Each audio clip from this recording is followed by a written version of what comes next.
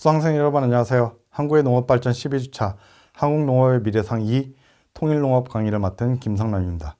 한국의 농업발전의 마지막 강의로 한국농업의 미래상이라는 주제로 11주차 스마트팜에 이어서 통일농업에 대해 살펴보도록 하겠습니다. 한국은 1945년 일본 제국주의로부터 해방된 이래 남과 북으로 나누어져 각각 별개의 정치체제를 이루고 살아온 지 이제 70여 년의 세월이 지나고 있습니다. 자유주의와 자본주의의 이념으로 국가를 설립한 것이 남한, 사회주의와 공산주의의 이념으로 국가를 설립한 것이 북한입니다. 이 70여 년의 세월이 긴 시간처럼 보일지도 모르겠지만 남한과 북한은 수천 년의 세월 동안 단일 민족 국가를 이루며 살아왔기 때문에 분단된 기간은 그리 긴 시간이 아닐지도 모릅니다. 국제정세의 변화에 따라 부침이 있어왔지만 남한과 북한은 한민족이라는 민족 정체성을 공유하고 있기 때문에 언젠가는 통일을 함으로써 다시 단일 민족 국가를 이루고자 하는 민족사적 열망은 항상 존재하여 왔습니다.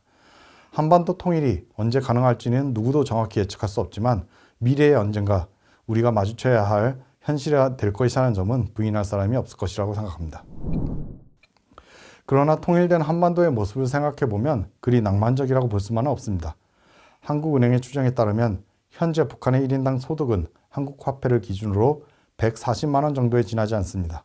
남한이 3,700만 원 가량 되는 것에 비추어 보면 북한의 경제 수준이 한참이나 낮다는 것을 알 수 있습니다. 서로 다른 정치, 경제 제도의 두 나라, 소득 수준에 큰 격차가 있는 두 나라를 단일 국가로 통합하는 문제가 결코 쉽지는 않을 것입니다. 남북한 간 농업 부문을 통합하는 문제도 그러합니다. 이러한 문제의식을 바탕으로 본 강의의 마지막 강의에서는 북한 농업의 현실을 이해하고 한반도 통일 농업에 대비하기 위한 바람직한 준비 자세에 대해 이야기해보는 시간을 갖도록 하겠습니다. 다소 논란의 여지가 있는 문제이기는 하지만 북한은 1990년대 고난의 행군이라고 스스로 명명한 경제 위기가 도래한 이래 현재까지도 식량 부족 문제를 겪고 있는 것으로 알려져 있습니다. 유엔 산하 식량농업기구 FAO의 주장에 따르면 2018년에서 2020년 사이에 북한 주민의 42%가량이 영양 부족 상태인 것으로 파악되고 있습니다. FAO는 북한을 외부 식량 지원이 필요한 국가로 지정하며 식량 부족분을 메우기 위해서는 외부로부터 106만 톤의 식량이 들어와야 한다고 이야기하고 있습니다. 이때 주의해야 할 것은 식량 부족분의 산정 기준이 무엇이냐는 것을 볼 필요가 있다는 것입니다. 식량 부족분이라고 이야기할 때의 기준은 인간의 생존 상태를 유지하기 위한 최소한의 필요한 열량이라는 점입니다. 즉 FAO가 필요하다고 이야기한 106만 톤의 식량이 북한 주민에게 공급된다고 하더라도 이는 최소한의 생존 기준을 충족할 뿐이지 우리가 생각하는 풍족한 식단과는 거리가 먼 이야기라는 것입니다. 북한 주민이 남한 주민과 같은 생활 수준을 영위하기 위해서는 106만 톤 이상의 식량 공급이 뒷받침되어야 한다는 것입니다. 앞서 제가 북한 식량 문제와 관련해서 논란의 여지가 있다고 언급하였습니다. 여기서 논란의 여지가 있다는 것은 과연 인구의 다수가 영양 부족 상태일 정도로 심각한 상황이 맞는가 하는 문제를 두고 전문가들 간에 이견이 있다는 의미입니다. 그러나 이는 수준의 차이일 뿐이지 북한 주민의 전반적인 식료품 섭취 수준이 남한에 비해서 훨씬 낮을 것이라는 점에는 큰 이견이 없습니다. 그렇다면 오늘날과 같은 북한의 식량 위기 내지 식량 부족 문제의 근본적인 원인을 살펴볼 필요가 있습니다. 통일 농업을 준비한다는 것은 바로 북한 농업 체제에 내재한 문제의 원인을 찾아내서 이를 해소할 수 있도록 지원함으로써 남북 간의 격차를 점차 줄여나가 향후 경제적 통일, 정치적 통일로 단계적으로 나아가는 과정에서 남북한 주민들에게 미칠 충격을 최소화하려는 노력이기 때문입니다. 오늘날 북한 농업의 현실을 보면 단순하게 북한이 농업 발전에 대한 관심이 부족했기 때문이라고 생각하기 쉬우나 실상을 보면 그렇지 않습니다. 사실 북한은 해방 이후 국가 설립의 초기 단계에서부터 농업 육성에 대한 지대한 관심을 보였습니다. 우선 현대 한국 농업 체계의 근간이 된 농지개혁의 사례를 보면 북한이 남한보다 훨씬 빨랐습니다. 남한의 경우 6.25 한국전쟁 직전인 1950년 3월에서야 비로소 농지개혁법을 제정하고 농지개혁을 실시하게 됩니다. 해방 직후 시기를 생각해보면 일제강점기 이래 형성된 대지주를 혁파하고 자작농을 육성하는 것이 굉장히 중요한 국가과제로 대두되어 있었습니다. 남한의 경우에는 관련 입법을 하는 데만 5년이라는 시간이 걸렸던 것입니다. 대지주 등의 이해관계를 조정하는 것이 그만큼 쉽지 않았다는 것입니다. 그러나 북한의 경우에는 불과 해방 직후인 1946년 3월에 전격적으로 토지개혁, 우리식으로 말하면 농지개혁을 실시하게 됩니다. 남한의 경우 대지주가 소유한 농지를 일정 한도를 제외하고는 유상으로, 즉 대가를 지불하고 수용한 반면 북한은 개혁이라는 말 그대로 대지주 소유 농지를 무상으로 몰수 조치하게 됩니다. 북한은 이를 해당 농지를 소유한 소작농에게 무상으로 분배함으로써 남한보다 이른 시기에 자작농 체제를 완성하게 됩니다. 남한의 경우에도 소작농에게 농지를 분배하였지만 이 역시도 일정한 상한 의무가 있는 유상 방식이었다는 차이도 있습니다. 남한이 자본주의적 방식으로 전근대적인 농지 소유 제도를 해소했다고 하면 북한은 공산주의에 가까운 방식으로 이를 처리했던 것입니다. 북한은 토지 분배를 통해 만들어진 자작농을 육성하기 위해 농민을 위한 은행도 일찍이 설립하게 됩니다. 일제강점기에 있었던 금융조합의 자산을 몰수하여 농민에게 필요한 자금을 공급해주는 북조선농민은행을 토지개혁 직후인 1946년 4월에 설립하게 되는 것입니다.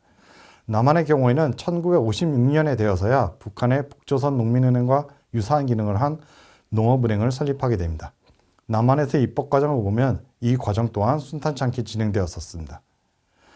북한이 건국과정 초기에 이와 같이 농업에 지대한 관심을 가졌던 것은 다분히 정치적인 이유에서였다고 볼 수도 있을 것입니다. 당시 남한과 북한은 국제사회로부터 인정받는 합법정부의 수립을 두고 서로 경쟁하는 관계에 있었습니다. 북한의 김일성은 이러한 경쟁에서 우위를 차지하고자 당시 인구의 대다수를 차지하고 있던 농민의 지지를 확보하자 했을 것입니다. 그러나 이후에 어떻게 되었든 간에 북한이 남한보다 훨씬 이른 시기에 농업에 우호적인 정책을 실시했던 것만은 분명한 사실일 것입니다. 이후 1950년대에 이르면 북한의 농업체제는 보다 공산주의에 가까운 형태로 점차 변모하게 됩니다. 가장 중요한 사건이 1954년부터 북한 당국의 주도하에 펼쳐진 농업협동화 운동입니다. 참고상하 농업 부문에서 협동조합 결성의 필요성에 대해서 간단히 설명드립니다. 우리와 같이 자연환경의 제약으로 인해 농가당 경지 면적이 작을 수밖에 없는 영세 자작농 체제에서는 개별 농민이 규모의 경제를 누리기가 어렵다는 한계가 있습니다. 그래서 농업 생산이나 유통 분야에서 시장 지배력을 획득한 영리기업이 존재할 경우 개별 농민의 입장에서는 이들에 비해서 경제적 우위를 확보하기 어렵기 때문에 농업 경영의 지속성을 담보하기가 어렵게 됩니다. 그렇기 때문에 그와 같은 식으로 말하면 소작농, 현대식으로 말하면 임차농으로 전락하기가 십상이고 이로써 또다시 국민경제의 불균등한 발전이라는 악순환에 빠지게 되는 것입니다. 이러한 문제를 농민들의 자주적인 노력으로 해결하고자 협동조합을 결성하게 되고 이러한 농업협동조합이라는 플랫폼을 통해 개별 농민이 구비하기 어려운 농기계 등 자본재를 공유하거나 유통과 금융면에서 시장에서의 경쟁력을 확보할 수 있게 되는 것입니다. 다시 북한의 이야기로 돌아가 보면 북한은 당국 차원에서 이러한 농업협동화의 문제에 관심을 가지고 일찍부터 당국의 주도하에 협동조합을 조직하려는 노력을 하게 됩니다. 그것이 1954년부터 전개된 북한의 농업협동화 운동이라고 할 수 있겠습니다. 그런데 이 과정을 보면 남한과는 다른 방식으로 굉장히 국가의 강권하에 진행되었던 것을 볼 수 있습니다. 북한은 농업협동화 운동을 진행하면서 농민의 협동화 유형을 세 가지 형태로 구분하였습니다. 제1 형태는 개인 격리를 기본으로 하면서 농사에 필요한 공동노동만을 체계적으로 조직화한 형태입니다. 제2 형태는 토지와 농우, 즉 농사용 소, 농기구 등의 생산도구를 협동조합의 자산으로 출자하고 공동노동을 통해 생산한 수확물을 각 농민이 일한 일수와 출자한 비율에 따라 분배하는 형태입니다. 제3 형태는 제2 형태와 마찬가지로 생산도구를 모두 출자하지만 분배는 출자한 것과는 무관하게 오직 일한 일수에 따라서만 분배하는 형태입니다. 북한 당국은 이러한 세 가지 협동화 유형을 제시하면서 표면적으로는 각 농촌 마을별로 자율적으로 선호하는 유형을 선택하도록 하였으나 실상은 제3 형태의 조직화를 유도하는 방식을 취하게 됩니다. 그 결과 북한 당국이 공식적으로 농업협동화 운동이 마무리되었다고 선언한 1958년에 이르면 모든 농촌 마을이 제3 형태의 농업협동조합으로 조직화되게 됩니다. 제3 형태의 협동화의 경우 토지를 출자하지만 수확물의 분배는 본래 가지고 있던 토지의 면적과는 상관없이 이루어진다는 점에서 가장 공산주의 이상향에 가까운 형태라고 할 수 있습니다. 북한은 협동조합을 모든 생산도구를 전 인민이 소유하는 공산주의 이상향으로 가기 위한 중간 단계로 보았기 때문에 농업협동화 과정도 이러한 방향성에서 이루어졌다고 볼 수 있습니다. 1950년대 농업협동화 운동의 결과 북한이 실시했던 토지개혁도 사실 그 의미를 잃게 됩니다. 농민의 사적인 토지 소유라는 것이 더 이상 의미가 없어졌기 때문입니다. 이렇게 만들어진 북한의 농업협동조합은 1962년에 협동조합으로 명칭이 변경되어 오늘날에도 북한 농업 생산의 기본 단위로서 기능하고 있습니다.